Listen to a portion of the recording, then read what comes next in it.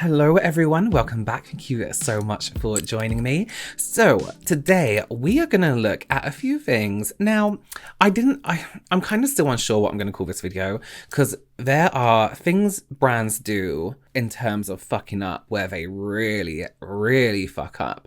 And these aren't things that are like crazy fuck ups or like expected fuck ups. These are mainly things that people tagged me in or sent me where I looked at it and I was like, huh, okay. Interesting. So that is what we're going to have a look at today. It will kind of make more sense as we go. Just before we get into that today, if this is your first time here on my channel, hi, my name is Robert. Thank you so much for joining me. I'm a professional makeup artist here on YouTube and also in real life. And it's my goal to help you become a pro yourself or just someone who's really good at makeup. So if that sounds like something you are interested in, then please consider subscribing. Okay, let's just get into it. I have a list. So kind of a reason I want to do this is because I think we put so much trust into brands and influencers and people that we look up to. If they are popular, automatically we're like, oh my god, everything they say is gospel and everything they do is right. And talking about that, I want to talk about a situation that some of you may be familiar with that happened on Twitter regarding Anastasia Beverly Hills. So Anastasia Beverly Hills tweeted this out Tuesday. This was a while back now, actually. Tuesday, Anastasia Beverly Hills pro tip.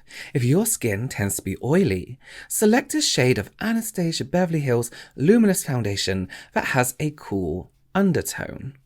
Then somebody who added me in this said, genuine question, what does the undertone of a foundation have to do with someone's skin type? How does a cooler toned foundation help with oily skin? Really good question. Really good, genuine, like, answer this for me. How does that work? Anastasia Beverly Hills reply, the cool undertone. Now, the cool undertone helps matte the oil. So they are saying the undertone, the color of a foundation helps to mattify, but without making the skin look flat. We hope this helps. So then I replied, because somebody asked me and wanted my opinion. No, I completely disagree. You should be using an undertone of foundation that is your undertone. Matte isn't anything to do with undertone or skin shade. Matte is a finish. It is not a shade or an undertone. To suggest a tone will mattify the skin is a strange claim. Now, let's start with giving them the benefit of a doubt, right? If you are oily, and I don't genuinely believe this is what they were trying to say. I believe this is somebody who actually didn't really know much and was trying to sell a foundation. If you are oily, a lot of the time, your foundation may tend to oxidize, which means it gets deeper and sometimes it can look a bit red or orangey on the skin.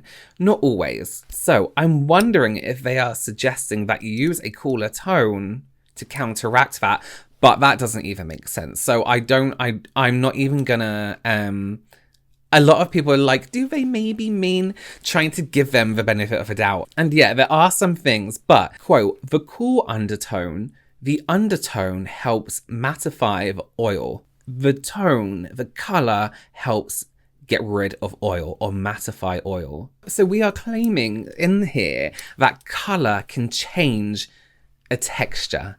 Color can change a texture. Are there special ingredients in that other tone? Maybe, but why would that help mattify? Because then it would be a mattifying foundation and all the foundations would have that same... You know what I'm trying to say? So it's like me being like, you know what, I'm finding my water too wet. And somebody being like, oh, have you tried making it green? That will make it dry. Color doesn't change texture. And it definitely doesn't make your skin less oily. Oil comes from your skin if you are an oily person. A colour or foundation is not going to change that. Now, they later on deleted this tweet.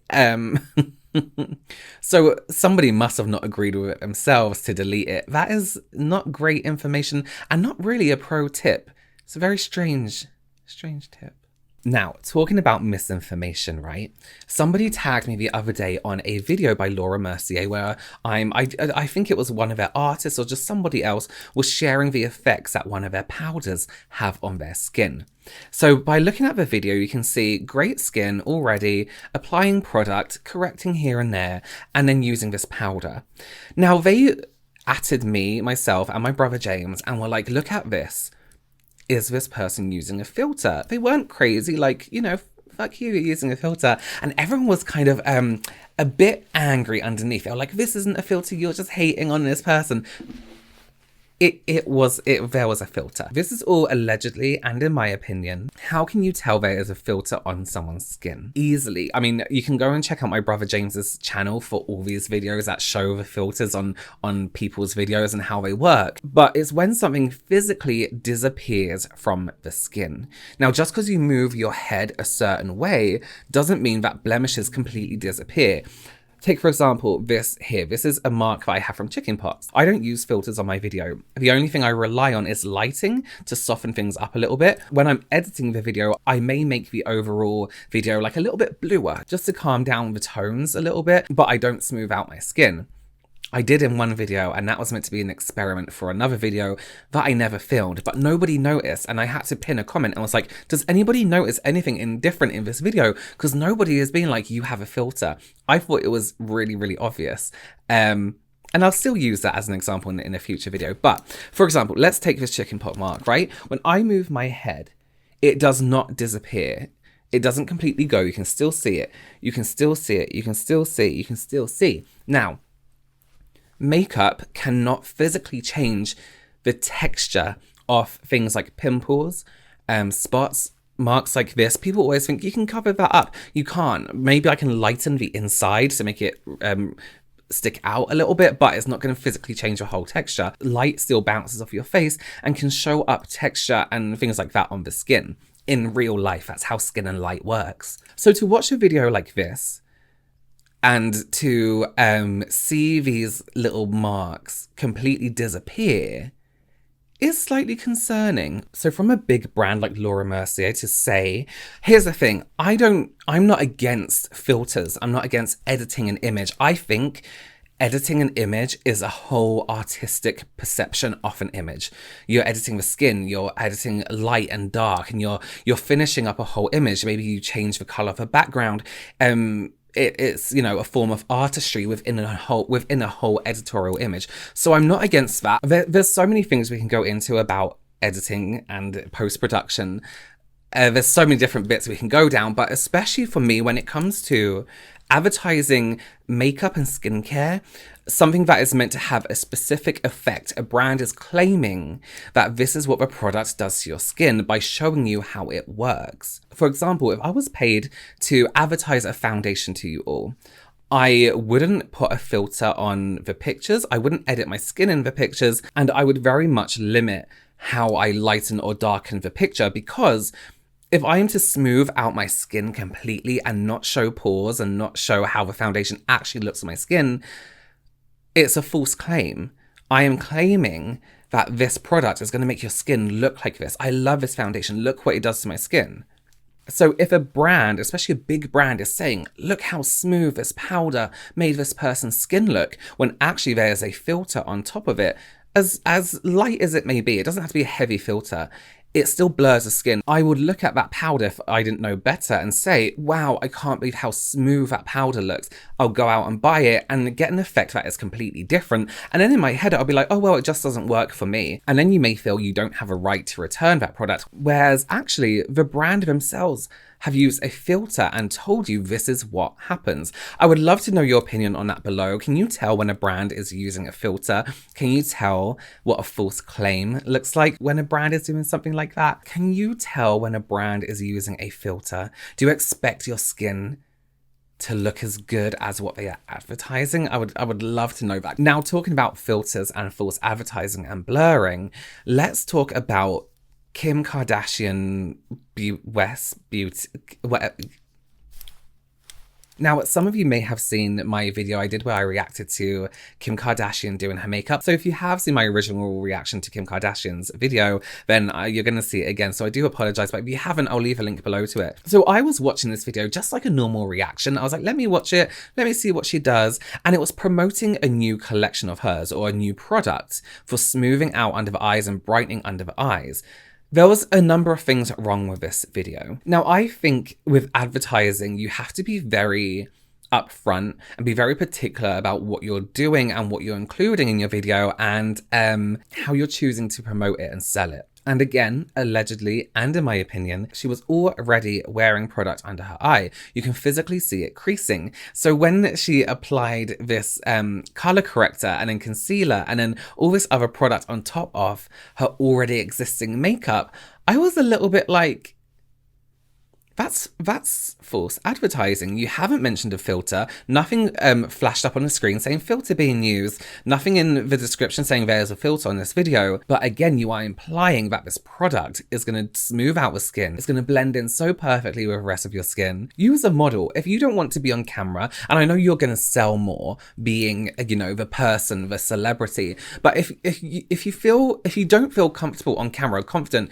in front of camera, trying to sell a product that's meant to have like an after effect, then don't do it. Use a model and do it yourself. You can still be in frame, you can still be on camera talking about your product, but let's not use filters and blur under our eyes and already wear makeup and be like, wow, look how incredible this is covering. You're already covered, you're already blurred. Fine, use a filter, like edit your skin in a picture, but then have some content like a YouTube video where people can look at it in real life, in real lighting, and be like, oh, that's what it looks like. I don't know. Am I wrong for thinking that? The last thing I want to talk about today, and this is the dumbest mistake I think a brand could have made. Okay, listen. The MAC and Sims x The Sims collaboration. Sims fans out there screaming. The possibilities you could do with a brand like The Sims with makeup. Imagine the colours in the palettes, the names, the situations in The Sims. Everything is endless. You get abducted by aliens. You drown your Sims and pools. Some people do. There's a cow plant that eats you. There's all these places. There's all these towns. There's all these expansion packs. There's all these traits, all these situations in a game that you could grab onto. You could have multiple palettes, multiple lip colors, and created this incredible collection. Now, here's why MAC is going downhill, right? Is because they took a palette and just wrapped it in the Sims thing. Outer packaging. This is one of their normal 9-shade palettes. Yeah, normal line. I actually had it before, you know, they wrapped it in the Sims packaging because it is one of their normal palettes. I can't stress that enough. It's just one of their normal line palettes. And they just wrapped it in a Sims outer packaging. But it is one of the blandest palettes ever. You think of the Sims, think of that bright green, you know? Get that in a palette. I saw so many recreations of what this could have been and some incredible like artistic interpretations of a Sims collection. Brands sometimes need to shut the fuck up and listen to people. You know what I mean? MAC could have put out something on their Instagram and been like, what's your favorite thing about The Sims? That easy. They would have got loads and loads of information. I love this thing. I love doing this. I love this kind of Sims. How do you like to dress your Sims? What do you do to your Sims makeup? And then they could, you know, all that information they could have gathered from people just by asking a few simple questions. You don't have to pay for a survey, anything like that, because it's all there on your socials. Let's not get started on the...